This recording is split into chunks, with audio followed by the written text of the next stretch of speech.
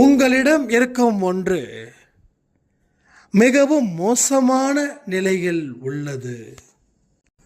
சாயப்பா உங்களிடம் வர அது தடையாகவும் உள்ளது. இந்த பதிவை ஆழ்ந்து சிந்திச்சு கேட்டீங்கன்னா நான் சொல்லக்கூடிய முக்கியமான ரகசியங்கள் உங்களுக்கு புரிய வரும். இன்னும் சில நாட்களிலே இதை தயார் செய்யுங்க.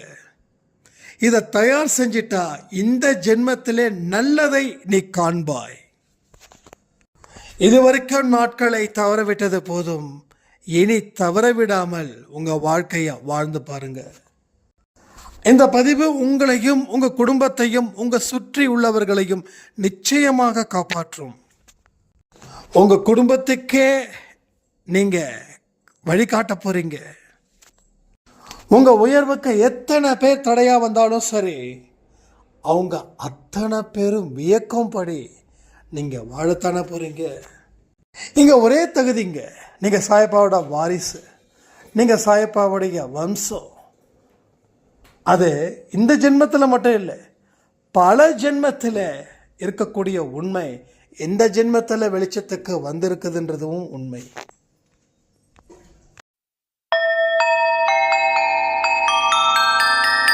ஓம் சாயிரா சாயிரா, ஓம் சாயிரா சாயிரா, ஓம் சாயிரா சாயிரா, அன்பே சாயிரா, பேரன்பே சாயிரா, அகிலம் தளிக்க ஆத்மா விழிக்க அனுதினம் சாயிரா, எங்கள் அன்பே சாயிரா.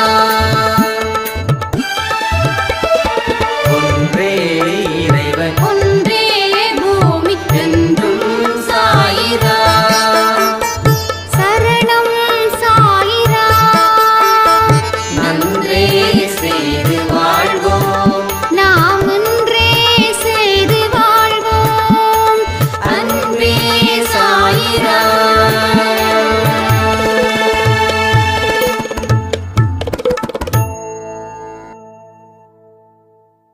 சாய்ராம். என் உயிரின் உயிரானவர்களே, யார் என்ன சொன்னாலும் உங்க வேலைகளை மட்டும் கவனத்தை நீங்க வைங்க. வாழ்க்கையில நீங்க பார்க்க வேண்டிய சவால்கள் இன்னும் ஏராளமா இருக்கு. பலர் உங்களை அச்சுறுத்துவாங்க, வம்புக்கு கூப்பிடுவாங்க. சிலர் உங்களை காரணமே இல்லாமல் புகழ்ந்துக்கிட்டு இருப்பாங்க. சில நேரம் பார்த்து காலை வாரி விடவும் தயாராக இருப்பாங்க. அதனால் எச்சரிக்கையாக இருக்கணும். யாராவது நம்மளை பாராட்டிட்டோம் அப்படின்னா நாம் கொஞ்சம் இன்னும் எச்சரிக்கையாக இருக்கணும். ஏன்னா நீங்கள் கடக்க வேண்டிய பாதை நிறைய இருக்குது. அப்போது தேவையில்லாத பாதையில் நீங்கள் பயணத்தை செஞ்சீங்க அப்படின்னா தேவையில்லாத பிரச்சனைகளை சந்திக்க நேரிடும். நம்ம வாழ்க்கையில் பார்த்தீங்கன்னா நம்ம தேவையில்லாத விஷயத்தை தலையிட்டதால தான் இன்னைக்கு இவ்வளவு பெரிய பிரச்சனைகளில் நாம் மாட்டிக்கிட்டு இருக்கோம். இதனால் என்ன ஆச்சு? நீங்கள் இழந்தது ஜாஸ்தி, நீங்கள் இழந்தது ஏகப்பட்டது. இப்பையும் நீங்கள் கொஞ்சம் கொஞ்சமாக இழந்துக்கிட்டு தான் இருக்கீங்க. உண்மையா இல்லையா? அப்போ இழந்தது ஜாஸ்தி அப்படின்னா அதை கண்டுக்காமல் விட முடியுமா? நம்ம சொத்து இழந்தது, நம்ம பெயரை இழந்துட்டோம் அப்படின்னா அது அதை விட பெரிய சக்தி வாய்ந்தது. சம்பாதிச்சா கூட, காசு பணம் போனால் கூட சம்பாதிச்சுக்கலாம். ஆனால் பெயர் போயிடுச்சுன்னா ரொம்ப கஷ்டம் இல்லை? அதனால் செல்வத்தை இழந்தோம், பெயரை இழந்தோம், புகழை இழந்தோம். இனி இழக்கக்கூடாதுன்னு சொல்லி சாய்பா கிட்ட கேளுங்க. இனி நான் எதையுமே இழக்கக்கூடாது, உன்னுடைய மகனா உன்னுடைய மகளா நான் இங்கே நிற்கிறேன். இனி நான் எதையும் இழக்கக்கூடாது, நான் எதையும் இழக்கவும் மாட்டேன். என் கூடவே இருந்து என்னுடைய வாழ்க்கையை நீ வழிநடத்துன்னு சொல்லுங்க. என்னைக்கு உங்களுடைய வாழ்க்கை சுத்தமாக இருக்குதோ அன்னைக்கே நீங்கள் சுத்தமாயிட்டீங்க. ஏன்னா இங்கே சுத்தமாக இருக்க தான் நம்ம முயற்சி பண்ணுறோம். முதல்ல ஒரு சுத்தத்துடைய ஒரு இடமா தான் நம்ம இந்த இடத்த அமைச்சிக்கிறோம். அந்த இடம்தான் மனசு. அந்த சுத்தமான மனசில் இருந்து நீங்கள் அவர்கிட்ட என்ன கேட்குறீங்களோ அதை உங்களுக்கு உடனுக்குடன் தயாராக இருக்கிறார். அதனால் நீங்கள் எந்த இடத்துலையும் பயப்பட வேண்டாம், நடக்குமா நடக்காதா அப்படின்னு. உங்களுடைய தகுதி என்னன்னு தெரியும். தகுதியை வளர்த்து கொண்டு அவர் முன்னாடி வந்து நில்லுங்க. பேசிக்கான குவாலிஃபிகேஷன்ஸ் எது உங்களால் முடியும் அப்படின்னு நம்புறீங்களோ அதை கடவுள்கிட்ட கேளுங்க, அவர் உங்களுக்கு முடிச்சு தருவார். அதே போல் மௌனமாக இருக்கவும் பழகிக்கோங்க. தேவையில்லாத பேச்சுக்கள் உங்களை வம்புல மாட்டி விட்டுடும். உங்கள் பேச்சுக்களை முதல்ல குறைக்கணும். மௌனத்தை கடைப்பிடிக்கிறதுல நீங்கள் முதல் இடத்துல இருக்கணும். மௌனமாக இருப்பவன் புத்திசாலி, புரிஞ்சுக்கோங்க. நாம் நினைக்கிறோம் பேசுகிறதால நம்ம ஜெயிச்சிடலாம். இல்லை, இல்லவே இல்லை, அது உண்மை இல்லை. நான் பேசுகிறதால ஜெயிக்க முடியும்னு நான் நிறைய பேசுனதால என்ன தெரியுமாச்சு, நான் என்னென்ன வார்த்தைகளை விட்டனோ அந்த வார்த்தைகளாலேயே நான் கொல்லப்பட்டேன். எவ்வளோ பெரிய வார்த்தை நான் உச்சரிக்கிறேன் பாருங்க, கொல்லப்பட்டேன். ஏன்னா அதிகமாக பேசும்போது நம்மளை அறியாமலே நம்மளுடைய பலகீனத்தையும் நம்ம சொல்லிடுவோம். ஸோ பலகீனத்தையும் பலர் பயன்படுத்துவாங்க. உங்கள் பலகீனத்தை பயன்படுத்தினாங்கன்னா உங்களால் மீள முடியாமல் போயிடும். அப்போ மௌனமாக இருக்கணும். நம்ம கடமையை சிறப்பாக செய்யணும். யார் வம்புக்கும் யார் தும்புக்கும் போகக்கூடாது. நம்ம வழி தனி வழியாக இருக்கணும். தலைவர் சொல்கிறது போல் என் வழி தனி வழி. உண்மையிலே சொல்கிறேன், அவர் டைலாகை ஏன் வச்சாருன்னு தெரியல. இப்போ வரைக்கும் பார்த்தா அவருடைய வழி தனி வழியாக தான் இருக்குது. என்னடா இங்கே சினிமா பற்றி பேசுகிறோமே, நம்ம எல்லாரை பற்றி தானே பேசுகிறோம். ஏன்னா யாரெல்லாம் ஜெயிச்சாங்களோ அவங்க என்ன ஃபாலோ பண்ணுறாங்கன்றதையும் நம்ம பேசுகிறோம்ல. ஸோ எந்த இடத்துலையும் நம்ம வழியில் இருந்து பிறர் வழிக்கு நம்ம செல்லக்கூடாதுன்ற ஒரு உத்தரவாதத்தை உங்கள் மனசுக்குள்ளே நீங்கள் ஏற்படுத்திக்கணும். நானாகவே இருக்கிறதுலையே பெருமைப்படுறேன்னு சொல்லுங்கள். அடுத்தவனாக இருக்கிறது தான் எனக்கு பெருமைன்னு சொல்லாதீங்க. நீங்களாக இருப்பதே பெருமை. அதில் வரக்கூடிய தோல்விகளும் வெற்றியோட படிக்கட்டுக்களாக மாறும். அந்த அவமானம் இருக்கு இல்லையா, அது உங்கள் தோளுக்கு மாலையாக வந்து சேரும்னா அந்த அளவுக்கு உங்களுக்கு மரியாதை கொடுப்பாங்க. சாய்பா சும்மா சாதாரணமானவர் இல்லை.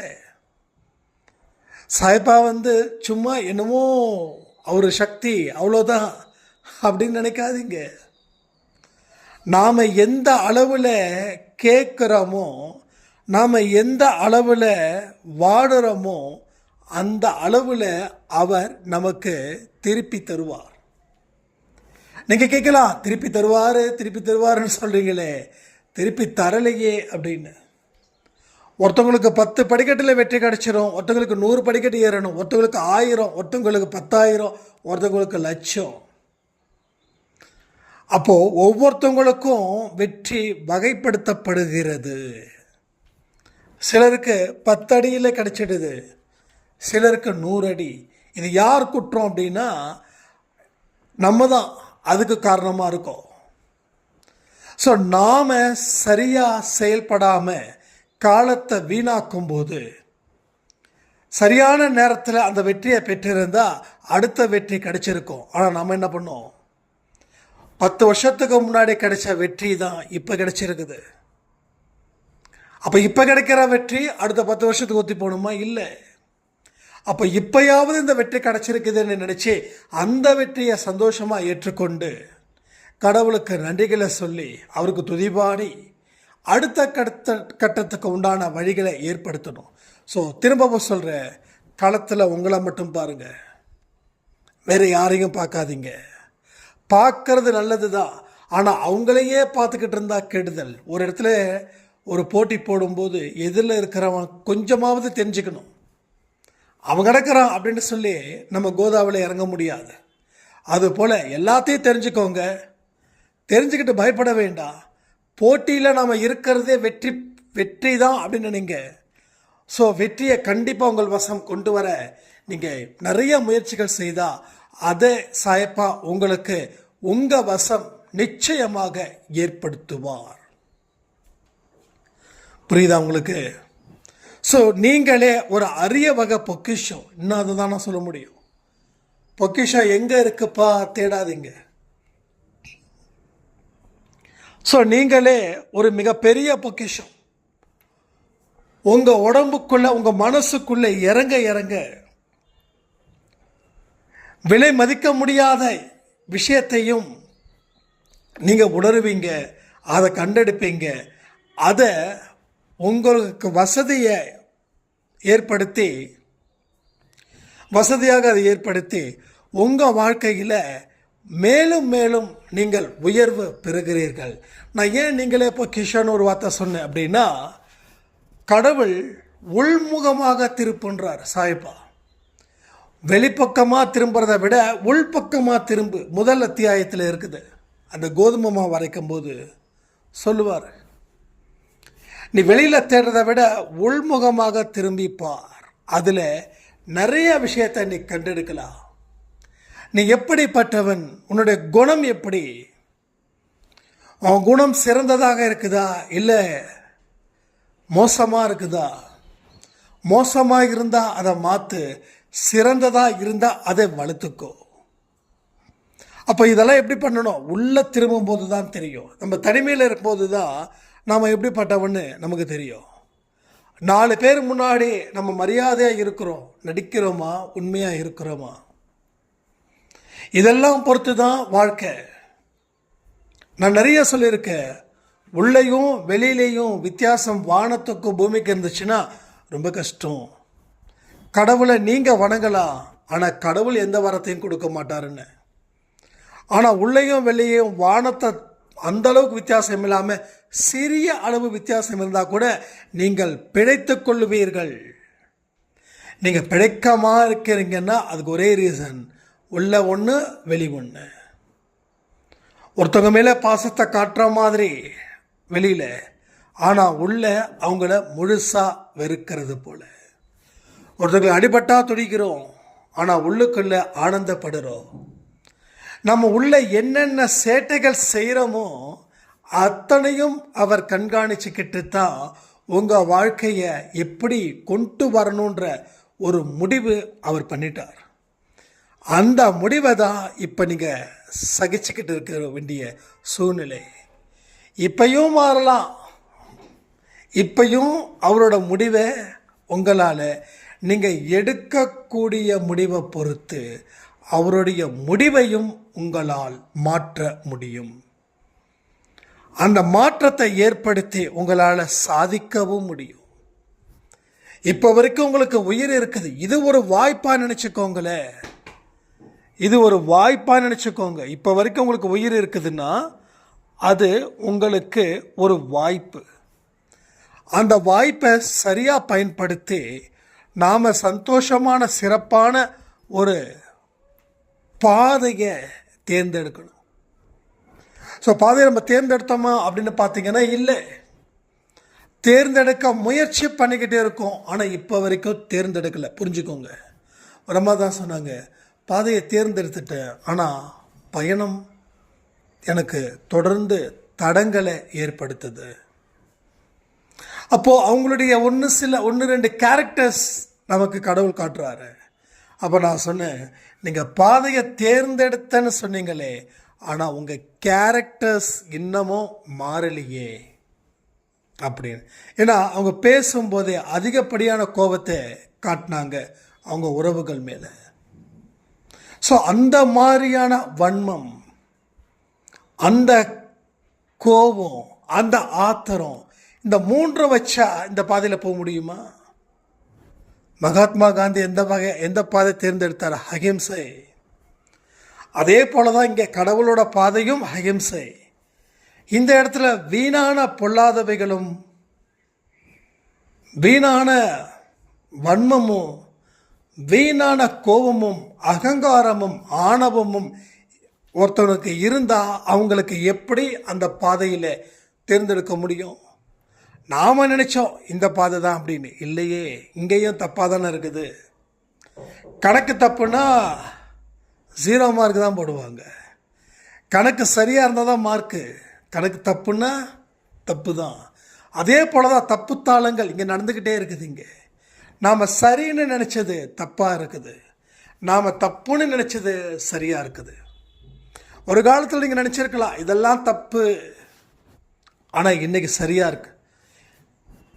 நல்லா யோசிச்சு பாருங்க. நிறைய விஷயங்கள், ஏகப்பட்ட விஷயங்கள் கடவுள் உங்கள் முன்னாடி அள்ளி அள்ளி அள்ளி அள்ளி விடுறாரு. ஒவ்வொரு வார்த்தைகளா, எல்லா வார்த்தைகளையும் சேர்த்து வச்சு உங்கள் வாழ்க்கையை நீங்கள் சரியான முறையில் போனால் கலங்கரை விளக்கம் எப்படி அந்த இடத்துக்கு சேரணும்னு சொல்லி கட்டமைப்பு செஞ்சுருக்காங்களோ அதுபோல் உங்களுடைய இடம், நீங்கள் சேரக்கூடிய இடமும் சிறப்பு வாய்ந்ததாக இருக்கும். ஒரு அமைதியான முறையில் தான் இங்கே வெற்றியை நம்ம எதிர்பார்த்துட்ருக்கோம். ஒரு ஆரவாரமான வெற்றியை நம்ம தேடலை. ஆரவாரத்தை வெளியில் தேடினா உள்ள வெற்றி போயிடும். அமைதியான முறையில் ஒரு காயை நகர்த்துங்க. அந்த காய் உங்களுக்கு வெற்றி எங்கேயோ அந்த திசையை நோக்கி அது செல்லும். எல்லாமே ஸ்டார்டிங் தாங்க. ஸ்டார்டிங் தான் கொஞ்சம் ட்ரபிள். ஒன்ஸ் அங்கே போயிட்டா அது இழுத்துட்டு போயிடும். உங்களை எங்கே எடுத்துகிட்டு போகும்? கடவுள்கிட்டையே உங்களை படிச்சிடும். ஒரு கோயிலுக்கு போகிறீங்க, கூட்டம் ஜாஸ்தியாக இருக்குது. உங்களுக்கு முன்னாடி ஒரு 1000 பேருனா உங்களுக்கு பின்னாடி ஒரு 1000 பேர். இப்போ நீங்கள் சென்ட்ராக நின்றுட்டீங்க. இப்போ நீங்கள் ஒன்றுமே பண்ண வேண்டாம். ஜர்கண்டி ஜர்கண்டி ஜர்கண்டி சொல்லுவாங்க. பின்னாடி இருக்கிற கூட்டம் உங்களை கடவுளை பார்க்க வச்சிடும். ஸோ நீங்கள் போய் நின்னீங்க, அவ்வளோதான். நீங்கள் போய் நின்னீங்க, நீங்கள் எதுவுமே முடிவு பண்ணலை. ஆனால் பின்னாடி இருக்கிற கூட்டம் உங்களை அடிச்சிட்டு போகுது. அதே போல தான் ஜஸ்ட்டு ஒரு அடி மட்டும் எடுத்து வச்சுருங்க, மீதி எல்லா அடியையும் அவர் தான் எடுத்து வைப்பார். நீங்கள் ரிலாக்ஸ்டாக இருக்கலாம். நீங்கள் நிம்மதியாக உட்காந்துக்கிட்டு நீங்கள் பாட்டுக்கு வேலை பார்க்கலாம். நீங்கள் வேலை பார்க்க பார்க்க பார்க்க பார்க்க உங்களுக்கு பெரிய அளவில் லாபமும் வரும், மதிப்பும் வரும், மரியாதையும் வரும். இழந்ததையெல்லாம் பெற வேண்டிய ஒரு அதிர்ஷ்டமும் உங்களுக்கு இருக்கும். ஸோ என்றைக்குமே பக்தி மார்க்கம், ஞான மார்க்கம், பக்தி மார்க்கத்தையும் முக்கியம், ஞான மார்க்கமும் முக்கியம். ஞானம்னா என்னங்க? அவங்கவுங்க வாழ்க்கைக்கே தேவையான அறிவை பெறுவதே ஞானம். ஞானம்னா மகாபாரதத்தை கரைச்சிக்குடி, ராமாயணத்தை கரைச்சிக்குடி. எஸ், நீ அந்த இடத்துக்கு போனால் பண்ணு. இப்போது வாழ்க்கையை வாழ்வதற்கு ஏற்ற ஞானம் இருந்தால் போதும். ஒருத்தவனை அழிக்கணுன்றது கேடுகட்ட ஞானம். என்னை அழிக்கணும்னு நினைக்கிறவன் வாழட்டும், நானும் சிறந்த வாழ்க்கையை வாழ முடியும்னு நினைக்கிறது தான் கடவுள்கிட்ட இருந்து பெறக்கூடிய ஒரு உன்னதமான ஒரு அற்புதமான ஞானம். இந்த அற்புதமான ஞானம்தான் உங்களை அதிசயமான மனுஷனா இந்த உலகத்துக்கு காட்டும். நீங்கள் எப்பேற்பட்ட ஆளாக கூட இருங்களேன், ஒரே ஒரு விஷயந்தான், சரியான ஞானம் மட்டும் இருந்துச்சுன்னா எப்பேற்பட்ட சிக்கல்களில் இருந்தும் அது உங்களை மீட்டு கொண்டு வரும். ஸோ வாழ்க்கைன்ற பாடத்தை நல்லபடியாக படிக்கணும். தப்பு தப்பாக படிக்கக்கூடாது. தப்பு தப்பாக படித்தா அது தப்பாக போயிடும். நல்லதாக படித்து பாருங்களேன், அது நல்ல பாடத்தை கொடுக்கும். ஒரு சாய்ராம் சொன்னாங்க, எதுக்குமே கோவப்படக்கூடாதுன்னா இங்கே என்னை கோழன்னு நினைக்கிறாங்க, நான் என்ன பண்ணுறது? நான் தான் சொன்னேனே, வம்புக்கு கூப்பிடுவாங்க, நீங்கள் அமைதியாக இருங்க அப்படின்னு. கண்டிப்பாக வம்புக்கு கூப்பிடுவாங்க. என்ன எதிர்த்து பேச மாட்டியா, நீ கோழையா அப்படின்னு சொல்லுவாங்க. நீங்கள் ஒரு விஷயத்தை யோசிச்சு பாருங்கள், அவங்க பேசுகிறவங்க பேசிட்டோம். இத்தனை வருஷம் நீங்கள் எதிர்த்து பேசாமல் இருந்தீங்களா? என்ன பேசுனீங்கல்ல? எவ்வளவுக்கு எவ்வளவு எதிர்த்து பேசணுமோ அவ்வளவுக்கு அவ்வளவு எதிர்த்து பேசுனீங்க, கோபத்தால் கத்துனீங்க. ஏதாவது ஒரு விஷயம் உங்கள் வாழ்க்கையில் நல்லது நடந்திருக்குதா? நடக்கலை. அப்போது கோவப்படுறதால நல்லது நடக்கலை. ஆனால் நீங்கள் கோழைன்னு அவங்க கண்ணுக்கு வேணாம், நீங்கள் கோழை. ஆனால் நான் வீரன்னு சொல்லி ப்ரூஃப் பண்ண வேண்டிய அவசியமே இல்லை. யாராவது உங்களை கோழைன்னு சொன்னால் இருந்துட்டு போகிறேனே, என்ன பிரச்சனை? நீங்கள் வீரனாக இருக்கும்போது நான் கோழையாக தானே இருக்கணும்னு சொல்லிட்டு நகர்ந்துடுங்க. நகர்ந்து உங்களுக்கு முன்னாடி இருக்கக்கூடிய வேலைகளை மட்டும் பாருங்கள். வேற எதையும் பார்க்க வேண்டாம். வேற எதையுமே பார்க்காதீங்க. கண்களை தயவு செய்து முடிக்குங்க. ஒரு குருடனை போல், ஒரு செவிடனை போல் இருக்க வேண்டிய இடத்துல நீங்கள் இருந்துட்டீங்கன்னா நீங்கள் நினைச்சு பார்க்க முடியாத ஒரு வாழ்க்கையையும் நீங்கள் வாழ்வீர்கள். எனக்கும் நிறைய விஷயம்லாம் வந்தது. என்னடா இவ்வளோ தூரம் பேசுகிறான், திருப்பி பேச மாட்டியாடா அப்படின்லாம் கேட்டாங்க. நான் ஒன்று திருப்பி பேசுகிறதால என்ன எனக்கு லாபமா? இல்லையே. தேவையில்லாமல் என்னோடய சக்தி வீணாகுது, என்னோடய உடம்புல நோய் பெருகுது, என்னுடைய இரத்த அழுத்தம் ஜாஸ்தியாகுது. எதற்காக நான் போராட வேண்டும்? அதாவது இது வெற்றி பெற முடியும் அப்படின்னா போராடலாம், இது தோல்வி பெற முடியும்னா நான் ஏன் போராடணும்? அப்போ நான் பைத்தியக்காரனான்னு கேட்டேன். ஸோ அமைதியான முறையில் நம்ம இருக்கும்போது, அமைதியாக இருக்க பழகும்போது தான் இந்த உலகத்தில் எவ்வளவு நம்ம அடையணும், எந்த இடத்த நம்ம போய் சேரணுன்ற ஞானமே பொறுக்குது. நீ குழப்பத்திலேயே கோபத்தில் ஒரு ஞானம் இருக்குமா? ஞானத்தை பெற முடியுமா? சான்ஸே இல்லை. மெடிடேஷன் ஏன் பண்ண சொல்கிறாங்க? அமைதி. முதல்ல எங்கே இருந்து ஆரம்பிக்கணும்? ஜீரோவில் இருந்து ஆரம்பிக்கணும். அப்போது நீ அமைதியாக இருந்தால் தான் உன்னோட வாழ்க்கை இங்கே இருந்து ஸ்டார்ட் ஆகும். அப்படி இல்லைன்னா ஏடாகுலமாக ஸ்டார்ட் ஆகிடும். இது எல்லாத்தையும் நீங்கள் தீவிரமாக உணர்ந்து கொள்ளும் தன்மை உங்களுக்கு வேண்டும். அவங்க சொல்லிட்டாங்க, இவங்க சொல்லிட்டாங்க, கோபமோ துக்கமோ வேண்டாம், வேண்டாம், வேண்டவே வேண்டாம். இதை எல்லாத்தையும் சரி பண்ண நீங்கள் தயாராக இருந்தால் உங்கள் வாழ்க்கையில் நீங்கள் எதிர்பார்த்த அத்தனை நல்ல விஷயங்களும் உங்கள் வாழ்க்கையில் சாய்ப்பா நடத்தி காட்டுவார். நம்பிக்கை இருக்கா? நம்ம சாயப்பா நமக்கு நல்ல வாழ்க்கையை கொடுப்பாருன்ற நம்பிக்கை இங்கே எத்தனை பேருக்கு இருக்குதுன்னு கமெண்ட் பண்ணுங்கள். சாயப்பாவை நம்பி இருக்கிற அப்படின்னு கமெண்ட் பண்ணுங்கள். என்னைக்கு தெய்வத்தை முழு மனதுடன் நம்புகிறானோ அவன் வாழ்க்கையில் எல்லா விஷயத்தையும் பெறுவான். ஆனால் கண்டிஷன் அப்ளை. ஒன்றை நம்பாமல் கடவுளை நம்புறது வேஸ்ட். கடவுளை நம்பாமல் ஒன்றை மட்டும் நம்புறதும் வேஸ்ட். நீ ஒன்றையும் நம்பணும், கடவுளையும் நம்பணும். ஒன்றை முன்னாடி வச்சுக்கிட்டு கடவுளை ரெண்டாவதாக வச்சுக்கோ. ஏன்னா உன்கிட்ட இருந்து தான் இந்த விஷயங்கள் அவர்கிட்ட போகணும். இதை எல்லாத்தையும் சரி பண்ணி நீங்கள் முயற்சி பண்ணி பாருங்களேன். இப்போ கூட ஒன்றுமே இல்லை. நம்மளால ஏன் முடியாதுன்னு என்னைக்காவது நினச்சிருக்கீங்களா? நல்லா யோசிச்சு பாருங்க. என்னால் ஏன் முடியலை அப்படின்னு சொல்லி என்னைக்காவது தீவிரமாக உங்களுக்குள்ள ஒரு ஆலோசனை கூட்டத்தை உருவாக்கியிருக்கீங்களா? நீங்கள் தீவிரமாக ஆலோசனை பண்ணியிருந்தீங்கன்னா ஏன் முடியல அப்படின்ற பதில் கிடைச்சிருக்கும். அந்த பதிலை வச்சு முடியுன்ற ஒரு வழியை நீங்கள் ஏற்படுத்தியிருப்பீங்க. அதை நீங்கள் செய்யலை. அதை செய்ய மனசு வரலை. ஏன் அப்படின்னா நமக்கு தான் முடியலையேன்னு சொல்லி ஒதுங்கிட்டோம். ஒதுங்கினது எப்படி மறுபடியும் ஆக்டிவாக இருக்கும்? அதனால் அது இன்ஆக்டிவாகவே போயிடுச்சு. அது இன்ஆக்டிவாக போனதால் நீங்களும் செயல் இழந்த மனிதர்களாக வாழ்ந்து கொண்டு துன்பத்தில் முதலிடத்தில் இருக்கிறீங்க. துன்பத்தில் முதலிடம் இருக்கணுமா, துன்பத்தில் கடைசி இடத்துல இருக்கணுமா? நீங்கள் முடிவு பண்ணுங்க. அப்போது உங்களால் முடியும்ன்ற விஷயத்தை முதல்ல நம்பணும். அதற்கு சிறு சிறு முயற்சிகள் எடுக்கணும். அந்த முயற்சியில் வெற்றி பெறணும். அடுத்தது அடுத்த கட்டத்துக்கு உண்டான முயற்சி, அதில் வெற்றி. அதுக்கு அடுத்தது அதற்கு அடுத்த கட்டத்துக்கு உண்டான முயற்சி, அதில் வெற்றி. ஸோ எந்த முயற்சி பண்ணால் வெற்றி பெற முடியுமோ முதல்ல எளிதான இலக்கை தேர்ந்தெடுத்து அதில் வெற்றி பெறுவது மிகவும் அவசியம். அப்பதான் நம்ம மீது நமக்கு நம்பிக்கை வருங்க. சின்ன சின்ன விஷயங்கள் எல்லாம் அன்பை செயல நிறைய சொல்லியிருக்கோம், நிறைய எக்கச்சக்கமாக சொல்லியிருக்கோம். எதெல்லாம் ரொம்ப சிம்பிளாக இருக்குதோ அதை மட்டும் கையில் எடுங்க.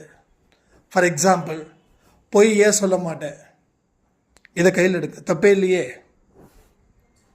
நேர்மையாக இருப்பேன், இதை கையில் எடுங்க, தப்பே இல்லையே.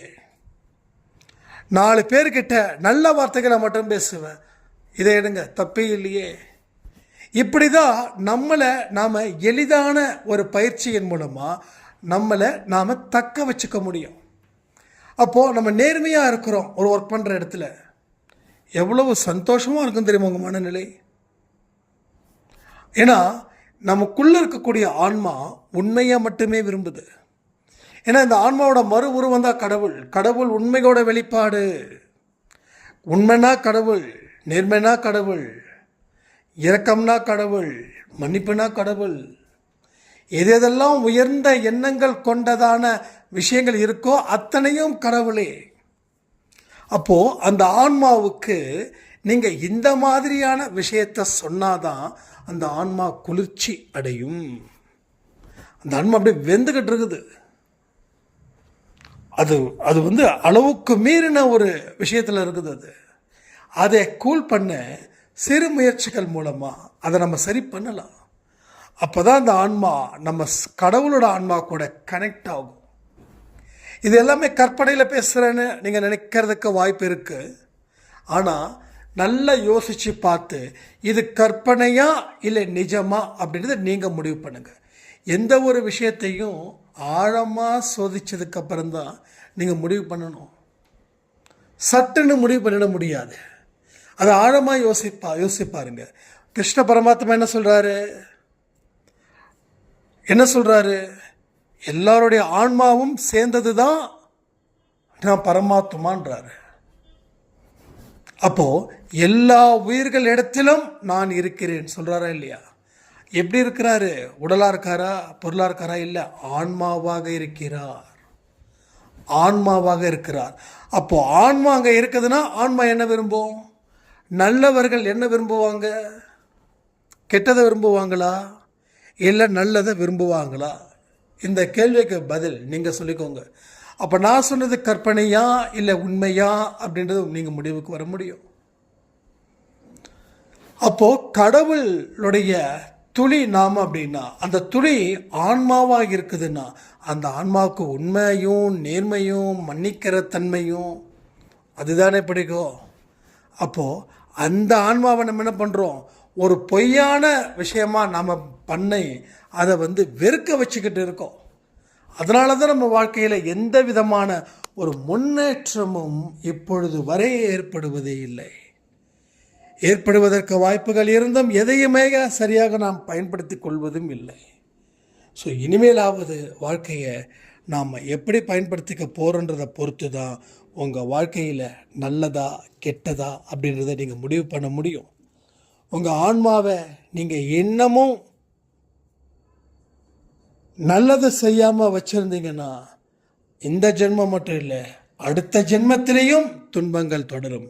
ஆனால் சரி பண்ணிட்டீங்கன்னா அந்த நல்ல விஷயங்கள் இந்த ஜென்மத்திலேயே நடக்கும்னு சொல்லி இந்த பதிவை நான் முடிக்கிறேன். ஜெய் சாய்ராம்.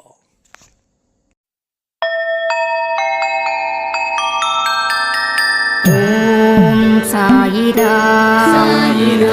ஓம் சாயிரா.